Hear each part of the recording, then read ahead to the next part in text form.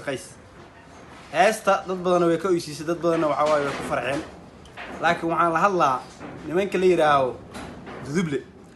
waxay ka tirsan yihiin habargedir dadku waxay u maleeyaan dudublaha in qabiil gooniye ay yihiin duduble waxay ka tirsan tahay habargedir waa afarta habargedir ka tirsan tahay waxa soo heray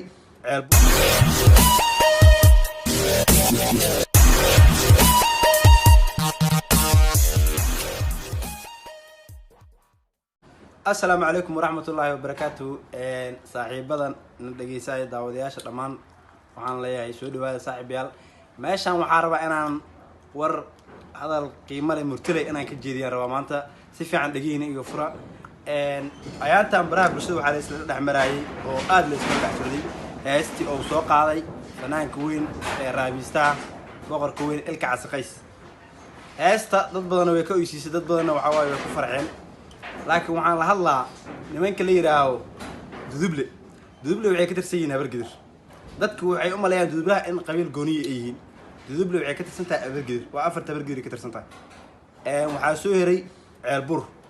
ceelbuur murusada askale ilka case heest qaldana soo qaaday waxaad heest soo qaaday aan dareensanahay aniga ninka la yiraahdo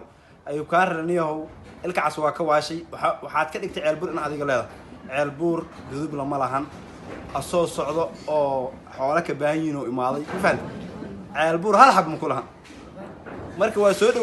dhaweyntii iyo deegaanka aan soo dejinay haddoo maanta taagan yahay ceelbuur aan leeyahay ceelbuur duduble shaqo kuma lahan